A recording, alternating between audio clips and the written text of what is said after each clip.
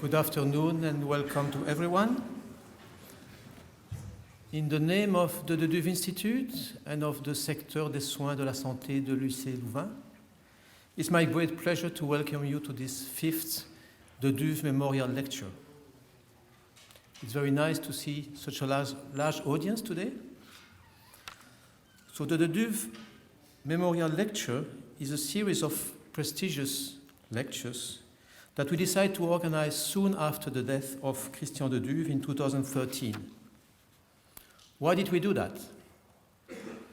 We did that to honor his memory as one of the most prominent biomedical researchers of our university. I think there's no need to remind you that he won the Nobel Prize in Physiology and Medicine in 1974 for the discovery of an essential subcellular organelle, the lysosome.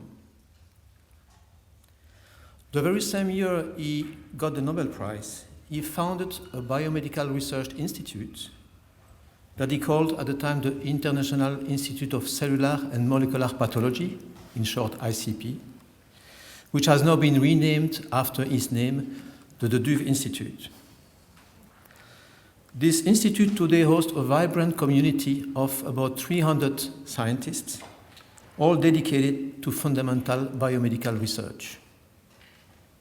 And this is the second reason why we created this lecture series, to acknowledge his legacy and recognize how fortunate we are to work in this institute, the Deduve Institute, and how proud and responsible we are to stand on the shoulders of such a giant and to continue his ambitious endeavor of leveraging biomedical research, fundamental research, to improve human health. In fact, he nicely formulated his view in the motto he coined for the Institute, in French, mieux comprendre pour mieux guérir, which we translated in English, advancing knowledge, transforming healthcare. Next year, we will be proud to celebrate the 50th anniversary of both the Nobel Prize and the creation of the Institute. So we are planning some special event for that occasion. Stay tuned.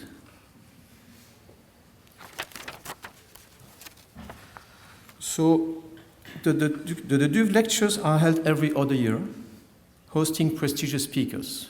So we started in 2013 with Michael Hall, from Basel, who gave a talk on mTOR signal. He is one of the co-discoverers of mTORs and gave a talk on this.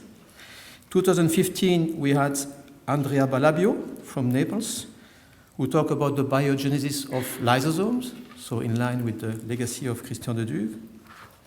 In 2017, we had David Sabatini from Boston, who talked about the role of mTOR and lysosome in cell growth, in growth control.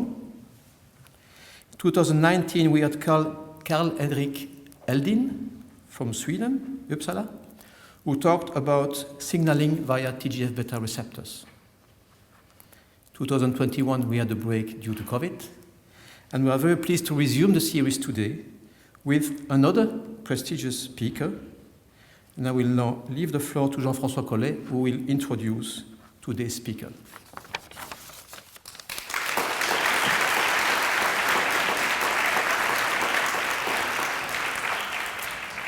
Thank you, Benoit. So it's a real honor and a real pleasure to introduce tonight Pascale Cossard, Professor Pascale Cossard. So she really is une grande dame of bacteriology, of microbiology, and she really is a pioneer in cellular microbiology. So Pascale studied at the University of Lille, and she studied chemistry. And then she finished her studies at Georgetown University in the US. She then came back to France to do her PhD, and she did her PhD at the Pasteur Institute. And she stayed at the Pasteur Institute, for most of her career, and she ended up directing the bacterial cell interactions unit. So she made several major discoveries And she asked me not to say a word about those discoveries because she wanted to do it herself, which I understand. So I will not tell you about all the many important things that Pascal discovered, but you will see and you will hear with your own ears. So because of all the major achievements that she has made, she received, a lot of international recognition. So she received many prestigious awards. So, for instance, she was the first scientist, the first woman to receive the L'Oréal UNESCO award. And if I remember correctly, it's Christian de Duve who gave you that award. So it's a major award which is given every other year, I think, to famous, to really key female scientists. She also received the Robert Koch Prize, the Jeantet Prize, and the Balzan Prize, and many others. So she has been elected as a member of several academies, including the US Academy of Science and the US Academy of Medicine. And so which is, for those of you who are not familiar with that, it really means something. So I'm talking to the students who came today, to be an elected member of the National Academy of Science in the US, of the National Academy of Medicine. Not everybody is a member of those academies. The same is true for the UK. She is a member of the Royal Society, and in France. And she is a member of the Académie des Sciences in Paris, and she even was the secrétaire perpétuelle of that Académie des Sciences. So now Pascal is at the EMBL. It's the European Molecular Biology Laboratories in Heidelberg, Germany, for a few more weeks. And then she will move back to France. But she still has lots of ideas, lots of plans, many things that she would like to do. She might be back at the Pasteur Institute. There is a new director general at Pasteur. And I'm sure that the new director general, will use Pascal's expertise and advice. So Pascal, on behalf of the university, on behalf of the institute, I really thank you for coming to Brussels today and accepting to give this De Duve Memorial lecture.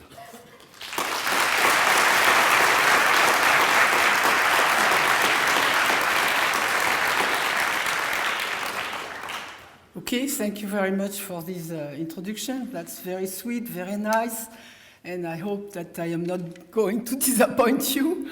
And I am really honored to be giving this De Duve lecture because, as you said, I knew very well Christian de Duve because not only he gave me the prize the first year of the L'Oréal Prize, but then I became member of the jury and we became friends. I knew his wife. Then when she died, I knew his daughters. And really, I think he must be happy to see me here. Okay. So today, as Jean-François told you, I don't have a lab anymore. So I thought it was better to give and probably for the students, to give you an impression of how, together with my team, we have been able to open several doors and pave the way for other scientists who are working on interactions between bacteria and cells. So today I will talk about Listeria monocytogenes, and I must tell you that I have not spent all my life on that, but one day, it was about 1986, and I can explain later, but I will not now. We were told, Brigitte Gicquel and myself, to stop working on DNA-protein interaction and to work on infectious disease in the Pasteur Institute. And after 6 months of thinking, we decided to work on both Mycobacteria and Listeria, and Brigitte is now working on Mycobacteria, and I work on Listeria monocytogenes. So why and what is this organism? So this is a bacterium which lives in the environment, can contaminate food products, and can give infection to some animal species and to humans. And one property which is not on this slide is that this bacterium is very resistant to many stresses, including temperature. It can grow in your fridge. So in French, we say la bactérie des frigidaires, because if you put something in the fridge where there is one Listeria, the Listeria will grow. I think it's not trivial to know that. Okay, so Listeria was not discovered by Pasteur. It was not discovered by Robert Koch. It was discovered by this individual. And since 1926, several groups in the world are working on Listeria.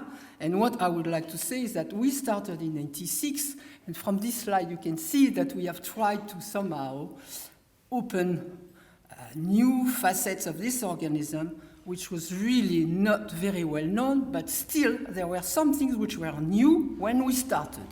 So we knew that it was giving a foodborne infection. After ingestion of contaminated food product, the bacteria cross the intestinal barrier and they can reach the brain and the placenta, giving rise to abortions in pregnant women and giving meningoencephalitis, mainly in immunocompromised individuals or aged people. So what we knew about the bacterium is that it had been used by immunologists since the 60s. And since the 60s, we knew that recovery from infection or protection against a secondary infection is not due to antibodies, but it's due to a T-cell response. So since that, immunologists are still using Listeria as somehow a model for the induction of the T-cell response. Well, this is personal. I think it's fascinating to have a bacterium which is able to do all this journey within the body. So it grows fast in both media. It is not too pathogenic. It can infect tissue culture cells. That was known before we started. It's intracellular. And there is an animal model that I will rediscuss later. The animal model used by the immunologist is injection in the tail of the mice. And I will comment on that. Okay, so what I wanted to say today is that we have used a series of approaches. And for the student, I think it's very important to realize that you should use a lot of approaches. So we have combined genetic, molecular biology, and cell biology, and we named this cellular microbiology, this technique. Then we use post-genomic approaches. We have used hypothesis-driven approaches, and we took advantage of serendipity. So for cellular microbiology, I must say that we are not the launcher. The launcher of this discipline is Stanley Falco at Stanford. So Stanley Falco, at the end of his career, wrote a review, and he was presenting how this field emerged and how, together with his postdoc, Ralph Isberg, or his predoc, Brett Finlay, at the time, he started to study the interaction of bacteria with epithelial cells. As you can see, he also mentioned his friends, Jorge Galan, my colleague, Philippe Sansonetti, and I was lucky to be there too, because he recognized that together with Rino Rappioli, Patrice Bocquet, and Stefan Normark, we named this new discipline, cellular microbiology. So I had organized this meeting, and the science editor was there. At the end of the conference, he says, you should write something. So we wrote something, and he said, you should name this discipline. And we coined this cellular microbiology. I must say that I did not think it would be such a future for this new discipline, where you see the interaction of bacteria with mammalian cells, giving rise to new concepts in infection biology, but also in cell biology. So now you have professors, you have departments of cellular microbiology, and you see books and reviews. Okay, I did not tell you everything about what we knew before starting. There were two phenotypes which were very intriguing. If you put the bacteria on blood agar plates, they are hemolytic. They lyse the blood which is in the agar. If you put them on egg yolk agar plate, you have a halo, which is the indication that there is something going on. There is a lecithinase which must be there. So the first thing that was done by my colleague, Jean-Louis Gaillard, was to try to find a mutant which would be hemolytic. I must say that the question that we ask, it's obvious for me, but the question that we ask was, why is this bacterium virulent? How does it cross the intestinal barrier? How it goes to the brain? What is it doing within mammalian cells? So that's all the questions that we are asking. Remember, we knew nothing about the genome. The genes were not known, nothing. So the first thing that was done by Jean-Louis was to make a mutant which was not hemolytic.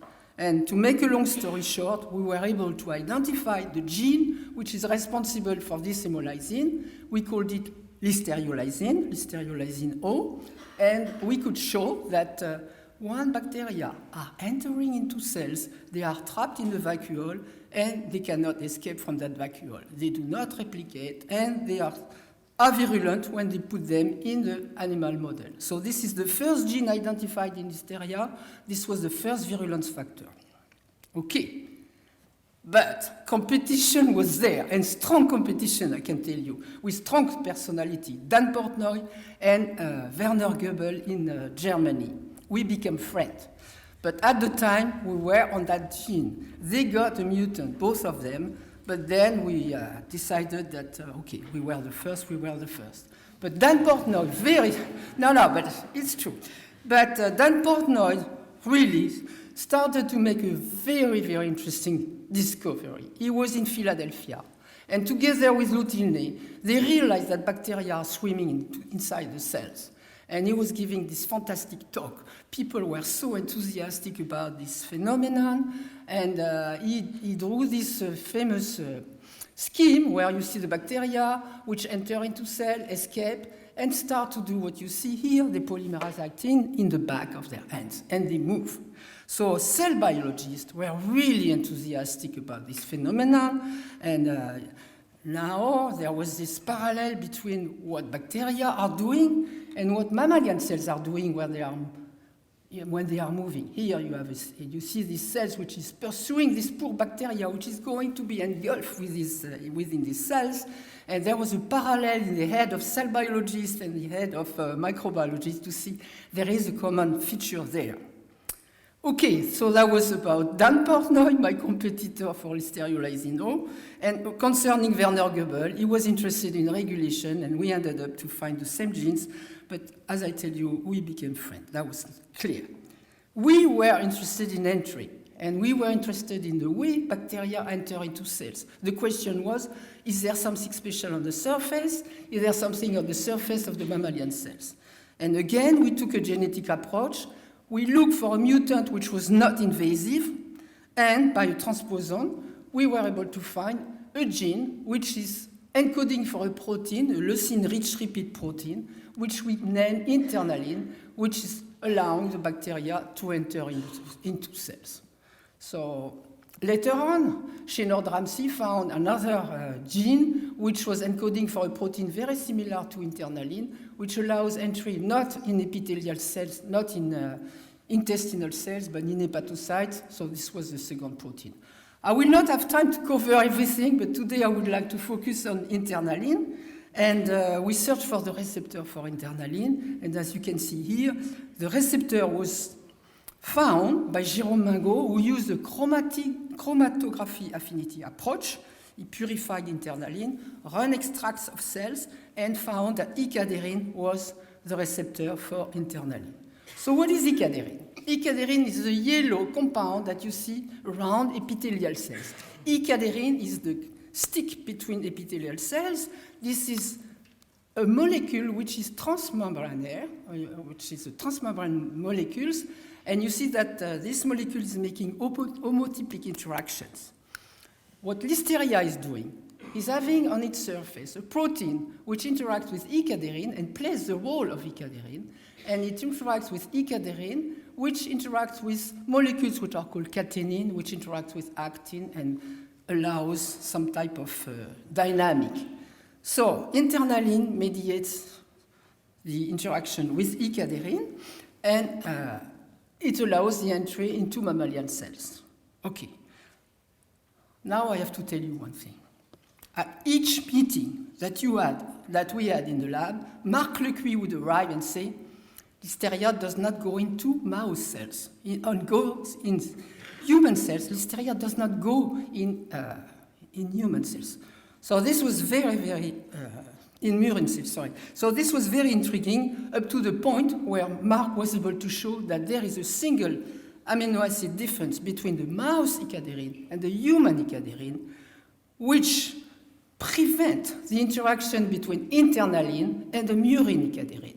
And then he changed this amino acid, and he was able to show that he could provide an interaction between the two molecules.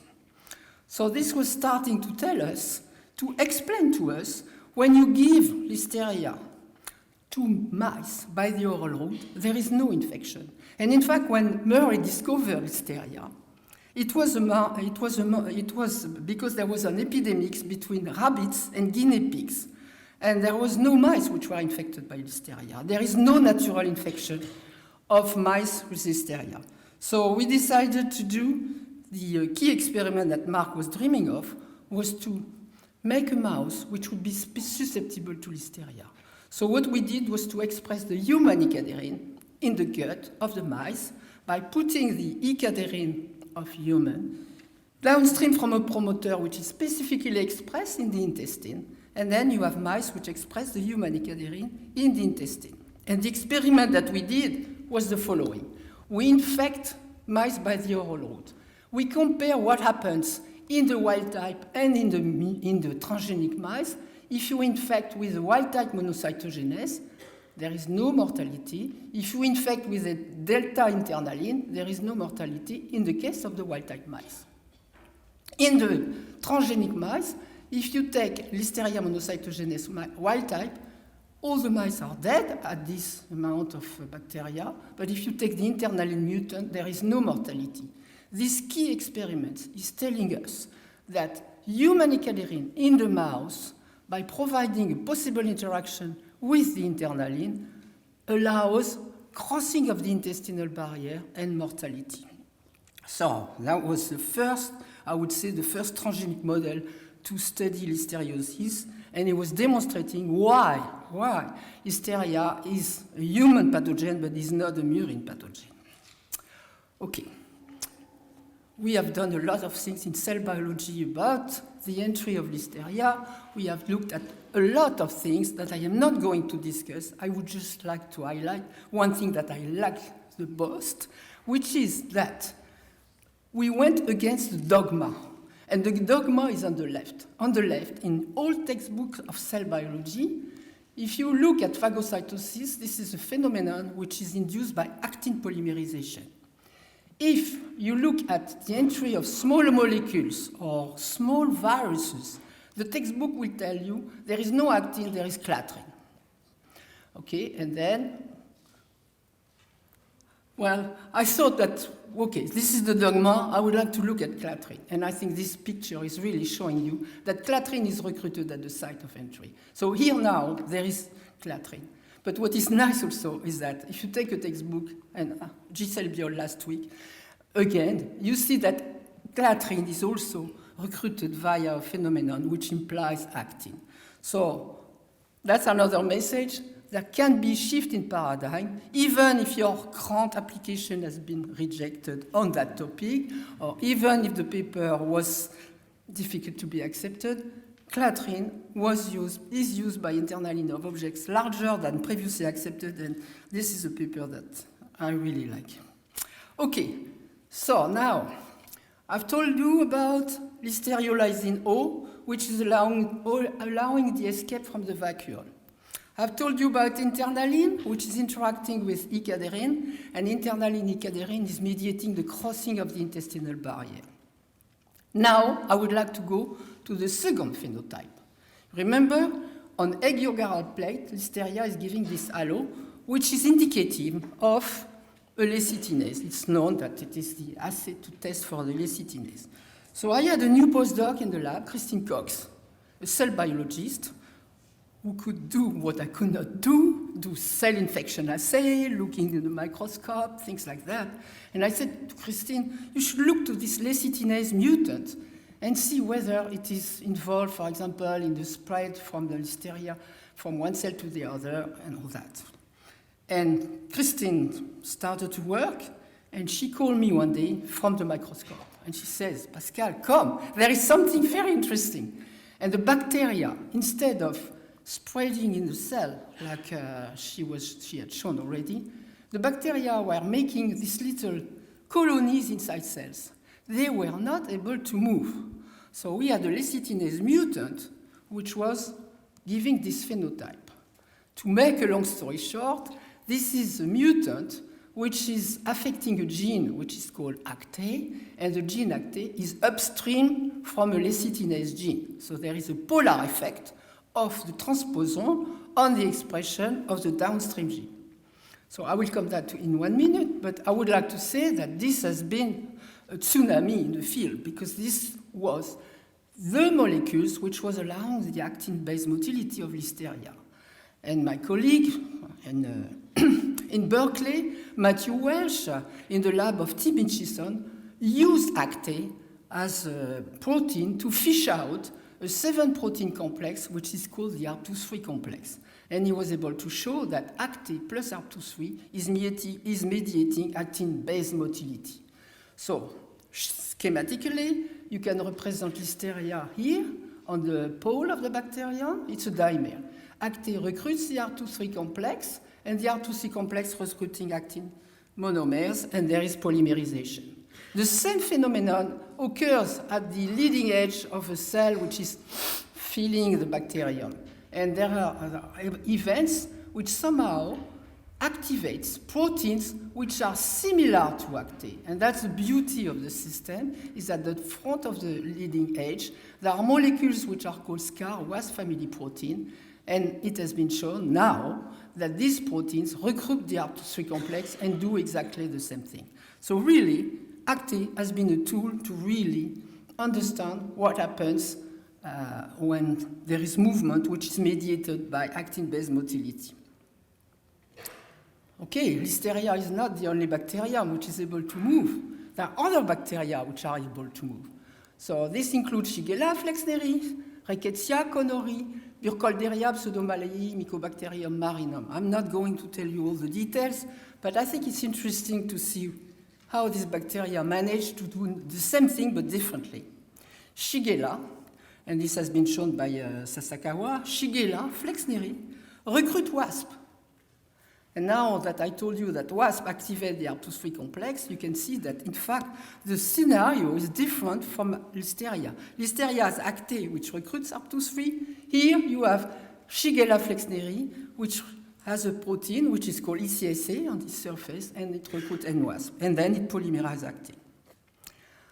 For the Rickettsia conori, it's a different story. So we compare the tails of Listeria, the tails of Shigella, the tails of Rickettsia by electron microscopy. And in that case, it was striking that the tails of Rickettsia conori were very different from the tails of Listeria and Rickettsia conori. And I was fascinated by these long tails. And Rickettsia conori, there are many doctors in the room, they know that Rickettsia conori is an intracellular pathogen, it's strictly intracellular, and it's a bacterium which at the time we did not know a lot of things. So I wondered how we could do genetics on this organism, but we went another way around. We decided to sequence the genome of Rickettsia conori and look whether there would be something looking like ACTE or looking like WASP. And in fact, this is exactly what we found. There was something looking like WASP, and this protein, we called it RICE. RICE of Listeria, it activates the ARP2/3 complex. So the story is not finished, because as you can see, normally the ARP2/3 complex is making these branch actin filaments, and here we have long filaments, but these long filaments are produced by another protein which has been discovered by my friend Matthew Welsh. So this is just to tell you that the strategy that we used was not a genetic approach, it was somehow a post-genomic approach. Okay, there is a virus which is also producing actin-based motility, and here I tell you, when I started to read, after looking at the tails, we discovered the tails, after looking at the tails, I decided that the virus was too complicated for me, and I gave the project to Michael Way, and we published together, and now he has his own lab working on the actin-based motility of vaccinia, which is a bit complicated. Okay, come back to Listeria. Okay, I have told you about the NLA, NLB, the two invasion protein. I told you about LLO. I did not tell you about PIPLC. This is another phospholipase, which is upstream from the listeriolysin gene. I've told you about the ACTE. I told you about a lecithinase gene, which is downstream from ACTE. And as you can see, this picture is telling you that there is a region where there are a lot of virulence factors. And there is here another locus where you have ENLA, ENLB. together with this red protein that we discovered as being a transcriptional activator of all these genes. This is a PIPLC, which is used for the escape from the vacuum. Okay, why did I put PRFA in red? Red is a transcriptional activator. It's a transcriptional activator, but it's very special. And it's very special because it activates all these genes, but it activates all these genes only when the bacterium is in your body at 37 degrees. When the bacterium is in the soil, everything is silent. So we were wondering what is the role of PRFA in that? Is PRFA silent when the bacteria are in the environment? And this is the work of Jürgen Johansson, who has studied the expression of PRFA, and guess what he found? He found that PRFA was under the regulation of a very interesting structure, which is called a thermosensor. So somehow, the gene is always transcribed. The gene for PRFA is always transcribed. But at low temperature, this mRNA is making a stem and loop structure which prevents the access of the Shine-Dalgarno, the ribosome binding site, to the ribosomes. So the gene cannot be expressed. But if you raise the temperature, there's some kind of a bubble which is formed. The ribosome can get access to the ribosome binding site and start to translate the message of PRFA. PRFA is made, and all the virulence genes are made in the same time. So that's a way for the bacterium to express all the virulence genes in the same time, but to not express them when the bacterium is in the environment. So there has been other thermosensors which have been found in other bacterium, including Yersinia or Neisseria, which are acting more or less on the same type of mechanism. Okay, so this was my cellular microbiology beginning. Now I would like to tell you we arrive at the genomic period, and we decided to sequence the gene of Listeria monocytogenes, but also the genome of Listeria innocua, which is non-pathogenic. And our goal was what? We wanted to compare the two genomes to see what are the genes which are involved in virulence. We were a little bit obsessed. We are only focusing on the gene involved in virulence. So we did that in the context of a European consortium, and we started to look at the difference between the two. So this was a lot of results. So I extracted a few only. First, we could show that PRFA is regulating not only these two loci, but it also regulates a lot of other genes. And first, I would like to focus on BSH, because this was a surprise. BSH stands for bile salt hydrolase. Listeria has a bile salt hydrolase that is an enzyme. So it was said that I was a chemist. There are many things that I didn't know before working on Listeria, and the bile was something that I was not very familiar with. So for those who are not, I tell you, this is made in the liver. It's from cholesterol. It's stored in the gallbladder, and during your digestion, the bile is going into the gastrointestinal tract, where it will emulsify the lipids, and it will somehow destroy some bacteria which would be there, unless they have tools to fight against the bile. And the commensals, they have tools to fight the bile. They are either they have a bile salt hydrolase, or they have other compounds on their surface which help them to fight against the bile. So it was a surprise that Listeria has such an enzyme. So we wanted to test if it's relevant for the infection, is it relevant for the persistence? So we constructed, and when I say we, it's Olivier Dusurgé, he constructed a mutant, and we tested the persistence of the organism after oral infection in guinea pigs. I told you, you can do infection orally in the transgenic mouse, or in rabbit, or in guinea pigs. Guinea pigs are big, and that's why we don't like to use all these infections. But so we could see that, in fact, there is a dramatic effect of deletion, and the enzyme is really critical for the persistence in the gut. In parentheses, Listeria persists in the gut, and about 10% of you have Listeria in their gut for a short period, for a longer period, and all that. And if you are in good health, nothing will happen. but that's because of this bisulfite hydrolase and other properties that we can discuss. Okay, so that's for the BSH. Here I have another protein that I am going to discuss in one slide. It's called INL because like internaline, like INLB, it's a leucine-rich repeat protein. It's secreted by Listeria once Listeria is within the mammalian cells. Okay? So when Listeria escapes from the vacuole, INLC is made. And INLC, so when the bacterium is within the mammal cell, INLC is secreted, and as drawn here, it interacts with a subunit of this complex. And how did we find that? Well, we did a lot of experiments. Well, anyway, it interacts with IKK alpha, which is a part of a kinase which is used to phosphorylate IKK beta, which is necessary for the activation of NF-kappa B to go into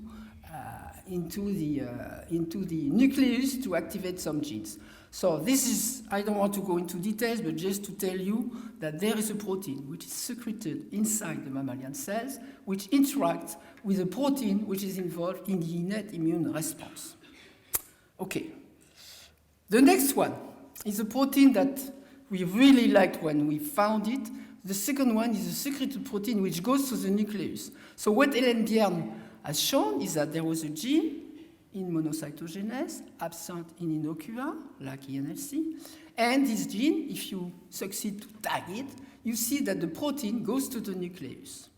And what does it do in the nucleus? That was really something which is not that simple to do. And what we did was we did a 2-hybrid screen. And if you do that 2-hybrid screen, you can find candidates for interaction with this protein. And we found a protein which, unfortunately, was not known. So we had to decipher what is this protein doing. And this protein is called BHD1. And we could show that this protein promotes heterochromatin formation. That means silencing of the chromatin. I think many of you know that the chromatin in the nucleus can be either like chromatin, where all the genes can be transcribed, or packed, and it's the heterochromatin, and the gene cannot be expressed. So now we have a protein which interacts with the Listeria protein in the nucleus. What is the role of this interaction? And we could show that, in fact, this bacterial protein targets the BHD1 to stimulate the type 3 interferon response. Schematically, only schematically. If you have Listeria going into a cell, Listeria is secreted or not this protein, which is called LNTA. If it does not, in the nucleus, BHD1 sits on the chromosomes and prevents the expression of some genes. If LNTA is on, it is secreted by the bacteria. Once the bacterium is in the mammalian, the cytoplasm, it goes to the nucleus, and there it desequesters BHD1, which allows the chromatin to be open and allows the expression of genes. So it's a little bit more complicated than that, because in fact it is the interferon type 3 signaling, and if some people are interested, I can go further in discussion about that. But this was really interesting to see that Listeria is inducing interferon type 3 signaling, but the interferon-stimulated genes can only be expressed if LNTA is expressed. Okay. So, as you can see, we had many genes, many stories. Here I only give you the main results.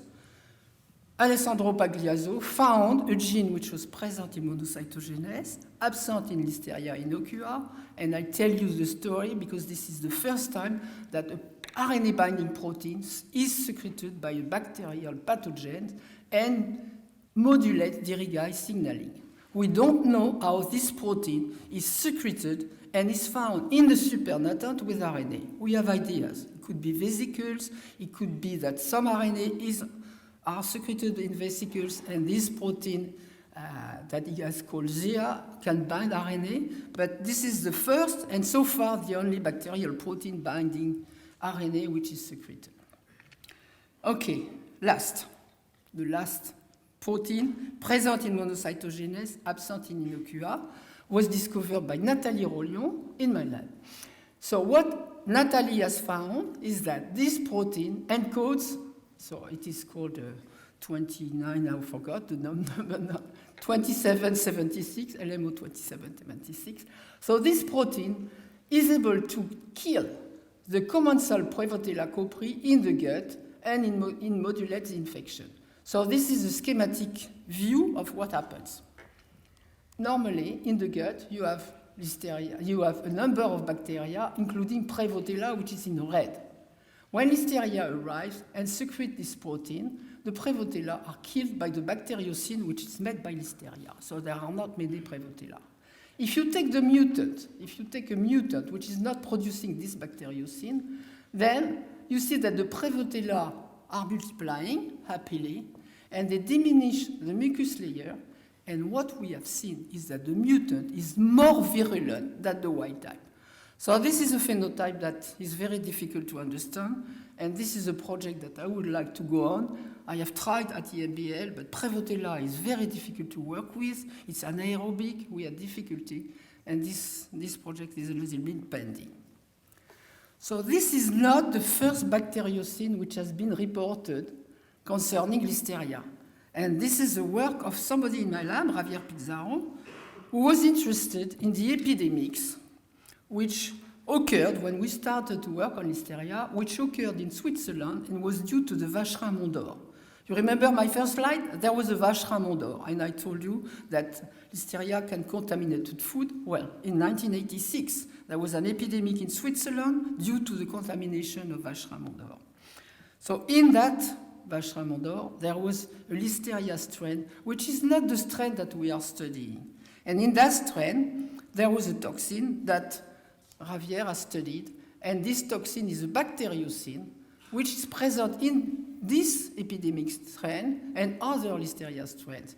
And what Javier did was a deletion of this bacteriocin, and then he could show that if you delete the bacteriocin, then you have a bacterium which is less virulent. So that was going in the good direction. You have a bacteriocin, you are epidemic, no bacteriocin, not epidemic. This one is a bit a mystery for us. Well, anyway, this is how Listeria has entered the field of microbiomes, and I think if I had 20 less years, I would work on the interaction about Listeria and all those commensals that you find in the gut. Well, anyway, I come to another layer, which is the transcriptomic. Okay, I told you this is the post-genomic area. We have deciphered the number of genes of proteins which are involved in virulence, and we were interested in the regulation of all those genes. So we had Affymetrix arrays which were done for Listeria, and we studied the transcription of Listeria in different conditions. I must admit that at that time I started to be very interested in small RNA, and I wanted to discover small RNA, but we discovered by doing the transcriptional analysis a lot of things. And today I decided to say something that I don't say very often, which is the discovery of the excludon. I think it's very good to give new names to things, and this excludon is something which is a new concept in bacterial antisense RNA-mediated gene regulation. It's very simple, but I think it's very clever. Bacteria are really clever. So here you have a region of the chromosome where you have two operons. Well, one open reading frame and an operon here. In fact, if things are normal, you think, okay, there is expression here, expression here. But the thing is very nice. In some conditions, this operon is expressed from this promoter, but in other conditions, it can be expressed from this promoter, and we have shown in which condition. So if it's expressed from this promoter, well, the two regions are expressed independently. But if there is expression from that, there is an interconnection between the two and inhibition of the expression of that. That's why we said excludon. And we have shown that in Listeria, there are several cases like that. And today I wanted to say it because sometimes I don't have time to say everything. And I think the excludon is something that the people who are doing regulation should have in mind when studying their genes. Okay, so I told you we were interested in small RNAs. So we had grown the bacteria in different conditions, or we had used wild type and different mutants. And as you can see from this slide, the message is that there are 50 small RNAs that we first discovered with this study. So we were interested in those small RNA which would be involved in virulence. We didn't find any because we did not search really for that, because we found more interesting things. And the more interesting things were that, in contrast to the dogma, or at least it had not been found before, there is a very interesting type of riboregulation which occurs on small RNA. So I want to talk about something, and there should be a word here, riboswitch. So riboswitch, what are they? Riboswitch are regions which are normally present upstream of genes and can have two types of conformation, either like that or like that.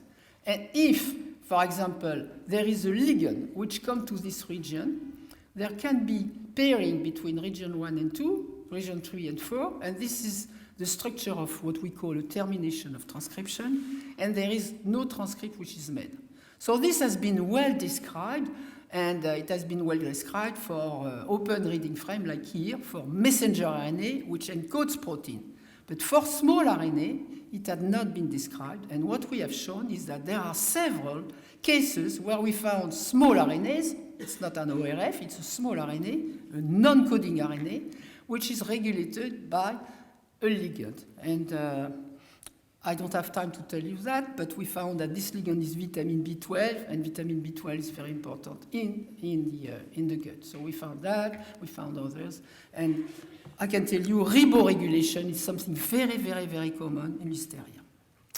Okay, so now I've told you about DNA, I told you about RNA very briefly, because since the work I'm going to describe now has been done by somebody from Belgium, I would like to tell you about translatome. You know, people talk about proteome, but I'm talking about translatome. And translatome, because I mean, here it is a transcriptome, sorry, here it is the transcriptome, and now I would like to talk about the translatome. That means we have to have in mind that between the transcriptome and the expression of proteins, there might be different type of regulation.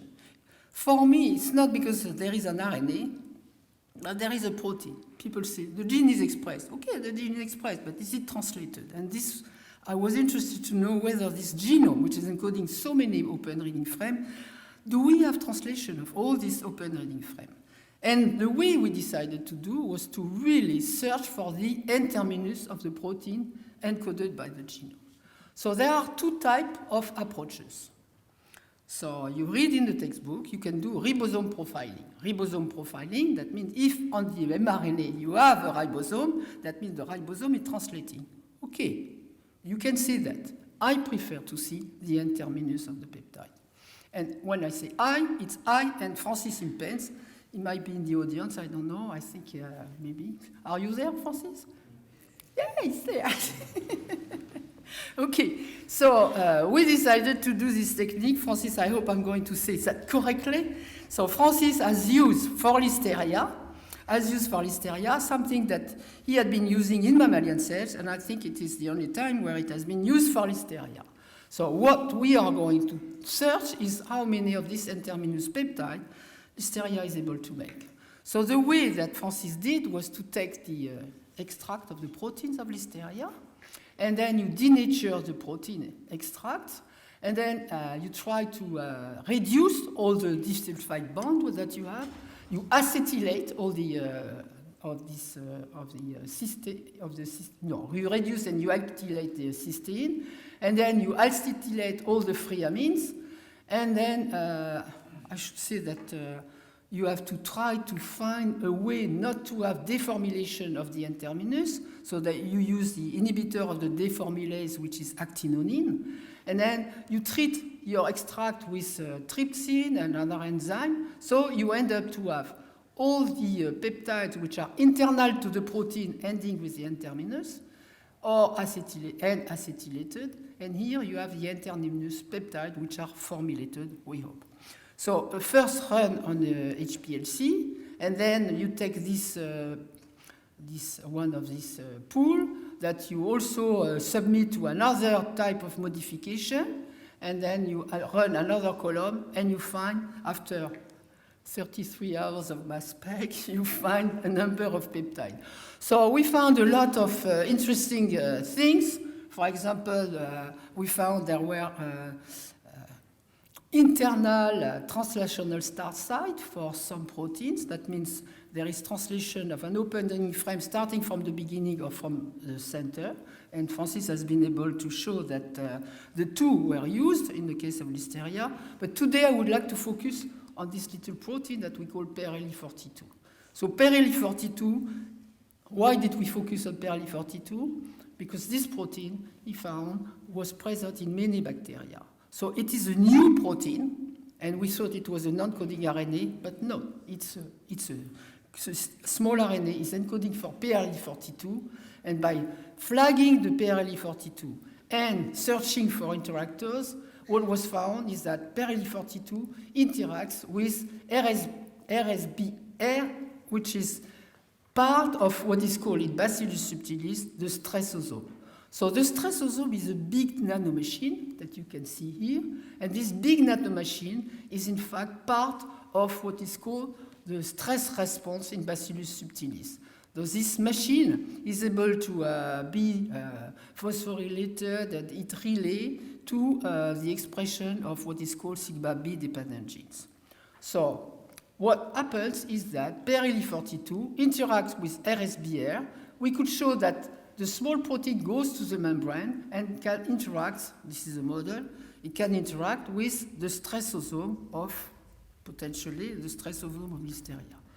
So this has been the beginning of a series of experiments that we published to show that there is a new protein in Listeria present in other firmicutes, and it's critical for the stressosome activation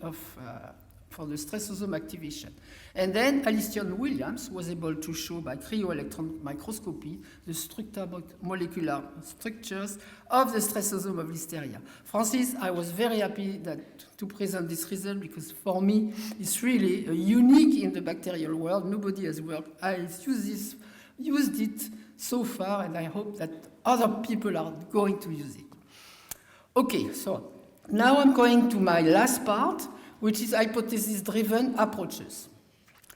Okay, so when you work on a bacterium like Listeria, you see that there are many genes which are important, etc., etc. But sometimes other things happen, and you think. And one day, I was thinking that Listeria could not be different from viruses, and if it induces modification in the mammalian cells, there should be modification of histones. And when Mélanie Hamon arrived in the lab, I asked her, are you interested to look if histones are modified upon infection? And she was very successful to show that indeed histones are modified. Not only they are modified, but the fact that they are modified induces expression of different genes. And one of the factors which is responsible is LLO, the Listerio-lysino, which is doing a lot of things in the cells.